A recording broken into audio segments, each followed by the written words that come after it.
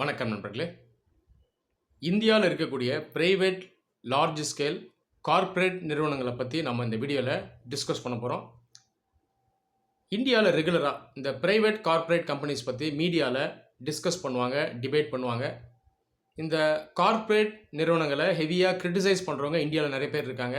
அதே நேரத்தில் இந்த கார்ப்பரேட் நிறுவனங்களுக்கு ஹெவியாக சப்போர்ட் பண்ணுறவங்களும் இருக்காங்க. ஒருத்தர் பிளைண்டாக கார்ப்பரேட்ஸை சப்போர்ட் பண்ணுறாரு இல்லை பிளைண்டாக எதிர்க்கிறாரு அப்படின்னா கண்டிப்பாக அவருக்கு ப்ராப்பரான நாலேஜ் இல்லை அப்படின்னு தான் நம்ம எடுத்துக்கணும். கார்ப்பரேட் நிறுவனம் அப்படிங்கிறது என்ன, அதனுடைய ஃபங்க்ஷன் என்ன, கார்ப்பரேட்ஸில் இருக்கக்கூடிய பாசிட்டிவ்ஸ் என்ன, நெகட்டிவ்ஸ் என்ன, இது சம்மந்தமாக ஏற்கனவே நான் ஒரு வீடியோ நம்ம சேனலில் அப்லோட் பண்ணியிருக்கேன். அந்த வீடியோவை கேளுங்க, உங்களுக்கு ஒரு நல்ல ஐடியா கிடைக்கும்.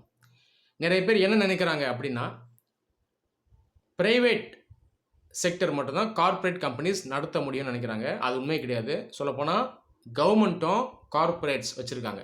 கார்ப்பரேட் அப்படிங்கிறது கார்ப்பரேஷன்ஸ். ஸ்டேட் கவர்மெண்ட்ஸும் சரி, சென்ட்ரல் கவர்மெண்ட்டும் சரி, நிறைய கார்ப்பரேட் நிறுவனங்களை அவங்களே நடத்துகிறாங்க. Indian oil corporation, Bharat petroleum, Hindustan petroleum, அதெல்லாம் நிறைய வங்கிகள் அரசு கீழே இயங்குது. இதெல்லாம் பார்த்தீங்கன்னா கார்ப்பரேஷன் மாடலில் தான் இன்கார்ப்பரேட் பண்ணியிருப்பாங்க. இந்த கார்ப்பரேஷன்ஸ் மூலமாக தான் நமக்கு நிறைய சர்வீசஸ் வந்து சேருது.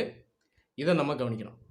சரி, இந்த வீடியோவில் இந்தியாவில் இருக்கக்கூடிய முக்கியமான ப்ரைவேட் கார்ப்பரேஷன்ஸ், அதாவது தனியார் நடத்தக்கூடிய கார்ப்பரேட் நிறுவனங்கள், இதில் அந்த காலத்தில் ஆரம்பித்து 1947 இண்டிபெண்டன்ஸில் ஆரம்பித்து இன்னைக்கு தேதி வரைக்கும் நாம் கவனிக்கக்கூடிய முக்கியமான ஒரு குறைபாடு, ஒரு ஷார்ட் கமிங், இதை நான் சுட்டி காட்ட விரும்புகிறேன். ஒத்து கவனிங்க. இது அந்தளவுக்கு மீடியாவில் டிஸ்கஸ் பண்ண மாட்டாங்க.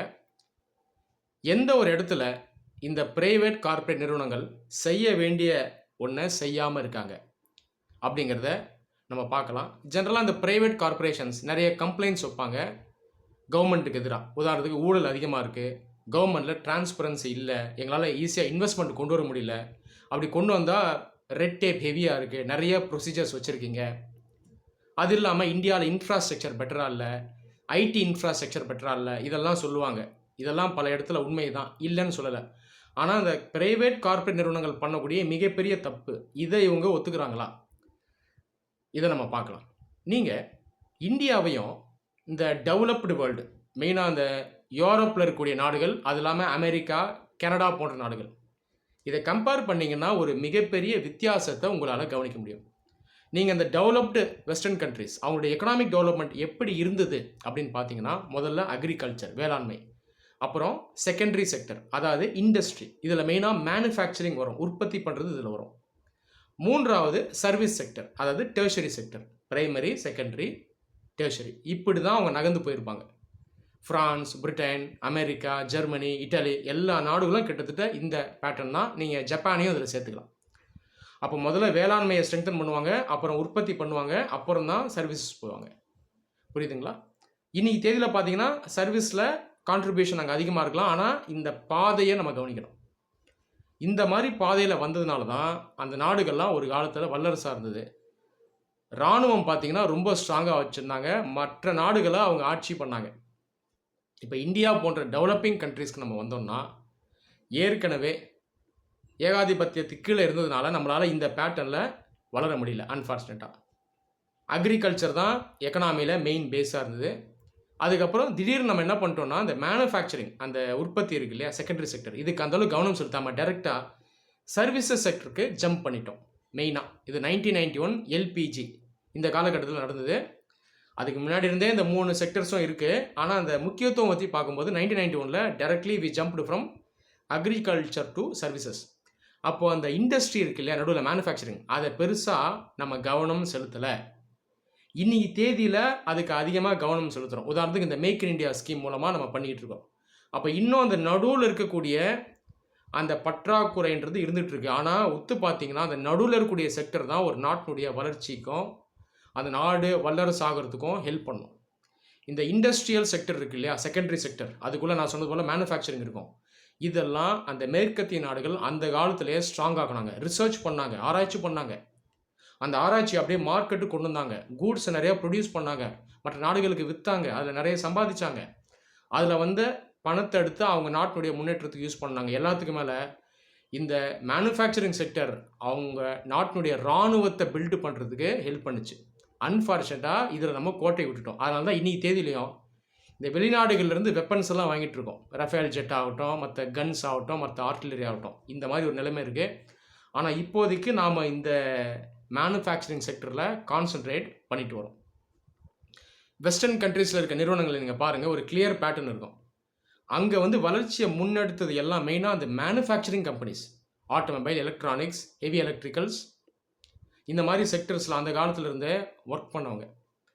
உதாரணத்துக்கு சவுத் கொரியா பார்த்தீங்கன்னா எல்ஜி, சாம்சங் நிறுவனம், பென்ஸ், சீமன்ஸ், பாஷ், இதெல்லாம் ஜெர்மனியில் இருக்கக்கூடிய நிறுவனங்கள்.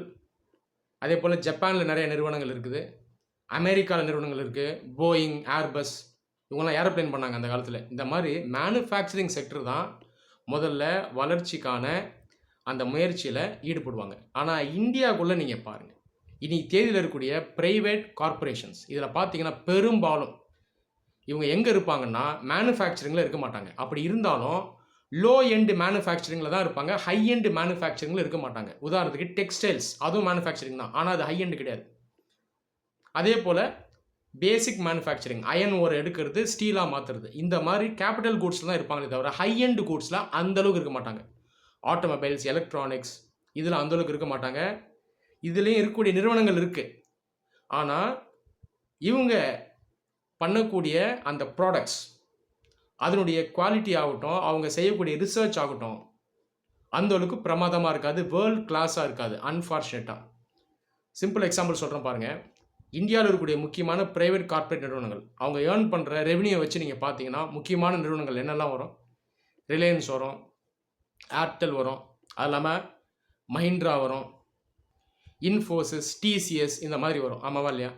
இதில் ஒத்து பார்த்தீங்கன்னா பெரும்பாலான நிறுவனங்கள் ஒன்று பிரைமரி செக்டரில் இருப்பாங்க, அதாவது இயற்கை வளங்களை எடுப்பாங்க, கேஸ், ஆயில், கோல், இதை எடுக்கிற அந்த முனைப்பில் இருப்பாங்க.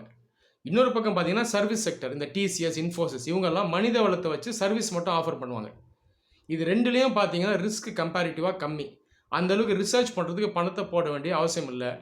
அது இல்லாமல் ஓவரால் நீங்கள் கம்பேர் பண்ணும்போது மேனுஃபேக்சரிங் செக்டரோட கம்பேர் பண்ணும்போது ரெவென்யூ டு ப்ராஃபிட் ரேஷியோ வந்து கொஞ்சம் பெட்டராக இருக்கும். சிம்பிளாக சொல்ல போனால் பெருசாக ரிஸ்க் எடுக்காமல் மனித வளத்தையும் இயற்கை வளத்தையும் யூஸ் பண்ணி லாபம் ஈட்டக்கூடிய நிறுவனங்கள் இவங்கெல்லாம். ஆமாவா இல்லையா? ஒரு சில நிறுவனங்கள் மட்டும்தான் இதில் எக்ஸம்ஷன். உதாரணத்துக்கு டாட்டா ஹை எண்டு மேனுஃபேக்சரிங் பண்ணுறாங்க, பல செக்டர்ஸில் மேனுஃபேக்சரிங் பண்ணுறாங்க.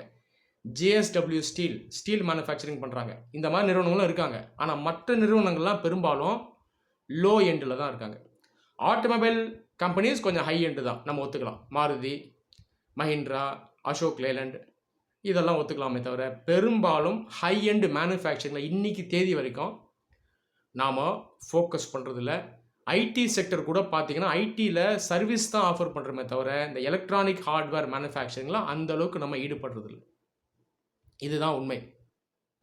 இந்தியாவில் ஒரு வருஷத்துக்கு ரிசர்ச் அண்ட் டெவலப்மெண்ட், ஆராய்ச்சிக்கு ஒதுக்கப்படுற பணம் பார்த்தீங்கன்னா 1% ஆஃப் ஜிடிபி கூட கிடையாது. இது ரொம்ப மோசம். ஜப்பான், சைனா, ரஷ்யாலாம் பல மடங்கு ஸ்பெண்ட் பண்ணுவாங்க. அதனால தான் அங்கே மேனுஃபேக்சரிங் செக்டர் வளருது. இந்தியாவை கம்பேர் பண்ணும்போது சைனா கிட்டத்தட்ட 9 மடங்கு அதிகம் எக்ஸ்போர்ட் பண்ணுறாங்க. காரணம் என்னென்னா இங்கெல்லாம் அவங்க ஸ்ட்ராங்காக இருக்காங்க. சைனாவில் இருக்கக்கூடிய அரசு கார்ப்பரேட் நிறுவனங்கள் இந்தியாவில் இருக்க ப்ரைவேட் கார்ப்பரேட் நிறுவனங்களோட சைஸ் பெருசாக இருக்கும், அவங்களுடைய மேனுஃபேக்சரிங் பெட்டராக இருக்கும். புரியுதுங்களா? இந்தியாவில் இருக்கக்கூடிய ப்ரைவேட் கார்ப்பரேட் நிறுவனங்கள் ரிசர்ச்சுக்கு அந்தளவுக்கு ஸ்பெண்ட் பண்ணுறது இல்லை. காரணம் அவங்க ரிஸ்க் எடுக்கிற அந்த முயற்சி அது அவங்ககிட்ட அந்தளவுக்கு கிடையாது. ஒரு சேவ் ஜோன் தான் எதிர்பார்க்குறாங்க. மனித வளம், இயற்கை வளம், இதை தான் அதிகமாக யூஸ் பண்ண பார்க்குறாங்க. உதாரணத்துக்கு டிசிஎஸ் கம்பெனி எடுத்துங்களேன், இல்லை இன்ஃபோசிஸ் எடுத்துங்க. அவங்களுடைய ரெவென்யூ டு ப்ராஃபிட் ரேஷியோ அதிகம். ரிஸ்க் ரொம்ப எடுக்காமல் மனித வளத்தை யூஸ் பண்ணுறாங்க, சம்பாதிக்கிறாங்க. அதே டைமில் அவங்க நம்ம ரெஸ்பெக்ட் பண்ணணும், நாட்டினுடைய வளர்ச்சிக்கும் ஹெல்ப் பண்ணுறாங்க, இல்லைன்னு சொல்லலாம். ஆனால் அடுத்த லெவலுக்கு போனாங்களா? டிசிஎஸும் இன்ஃபோசிஸும் என்ன பண்ணணும்? அடுத்த லெவலுக்கு எலக்ட்ரானிக் மேனுஃபேக்சரிங் யூனிட் ஆரம்பிக்கணும், ஹார்ட்வேர் மேனுஃபேக்சரிங் யூனிட் ஆரம்பிக்கணும். லாபம் அதிகம் வருதில்ல, அதில் பம்ப் பண்ணணும். ஆனால் பண்ணுறது இல்லை. மேற்கொண்டு சர்வீஸ் தான் ஆஃபர் பண்ணுறாங்க. இதுதான் தப்பு. அடுத்த லெவலுக்கு போகணும். இதே 100 வருஷம் முன்னாடியே இந்த ஜெர்மன் நிறுவனங்கள், அதே போல் பிரிட்டிஷ் நிறுவனங்கள், இவங்கெல்லாம் அடுத்த லெவலுக்கு மூவ் பண்ணாங்க. இங்கே மூவ் ஆகாமல் இருக்குது. மூவ் ஆகணும். ப்ரைவேட் கார்ப்பரேட்ஸ் இந்தியாவுக்கு கான்ட்ரிபியூட் பண்ணுறாங்க. ஒரு சில பேர் ரொம்ப நல்லா கான்ட்ரிபியூட் பண்ணுறாங்க, அவங்க நம்ம சல்யூட் பண்ணணும். ஆனால் பெரும்பாலும் இந்த பிரைவேட் கார்ப்பரேட் நிறுவனங்கள் இன்னும் போதுமான அளவு பண்ணலை. நான் சொன்னது போல் ரிஸ்க் எடுக்கிறது இல்லை, ரிசர்ச்சுக்கு அந்தளவுக்கு இன்வெஸ்ட் பண்ணுறது இல்லை, ஓவரால் இன்வெஸ்ட்மெண்ட்னு வரும்போதும் அந்தளவுக்கு ரிஸ்க்ஸ் எடுக்கிறது இல்லை. மெயினாக ப்ராஃபிட் ஓரியன்டாக தான் இருக்காங்க. இந்த நிலையை மாறணும். நீங்கள் சம்பாதிக்கணும் அப்படின்னா கண்டிப்பாக நீங்கள் முதல்ல கொஞ்சம் ரிஸ்க் எடுக்கிறதுக்கும் சாக்ரிஃபைஸ் பண்ணுறதுக்கும் ரெடியாக இருக்கணும். இந்த ஒரு நிலை வந்தால் தான் இந்தியா வேகமாக வல்லரசாக முடியும். கவர்மெண்ட்டையே குறை சொல்லிக்கிட்டு இருந்தால் பெருசாக மாற்றம் இருக்காது. கவர்மெண்ட் மேலே தப்பு இருக்குது, நான் ஒத்துக்கிறேன், இல்லைன்னு சொல்லலை. பட் இதை காரணம் காட்டி ப்ரைவேட் கார்ப்பரேட் நிறுவனங்கள் எஸ்கேப் ஆகுறது, கான்ட்ரிபியூட் பண்ணாமல் இருக்கிறது நியாயம் கிடையாது, தர்மம் கிடையாது. மற்ற நாடுகளை பார்த்தீங்கன்னா உங்களுக்கு நல்லாவே தெரியும். அதனால் நான் சொன்ன இந்த விஷயங்களை மைண்டில் வச்சுக்கிட்டு நம்ம இந்த பாத்தில் ட்ராவல் பண்ணோம் அப்படின்னா இந்தியன் மேனுஃபேக்சரிங் செக்டர் கண்டிப்பாக ஃப்யூச்சரில் வேர்ல்ட் கிளாஸ் லெவலுக்கு வரும். கார்ப்பரேட்ஸும் பார்த்திங்கன்னா நியாயமான முறையில் நாட்டுக்கு கான்ட்ரிபியூட் பண்ணிவிட்டு அவங்களும் நல்ல லாபம் ஈட்டலாம். நன்றி.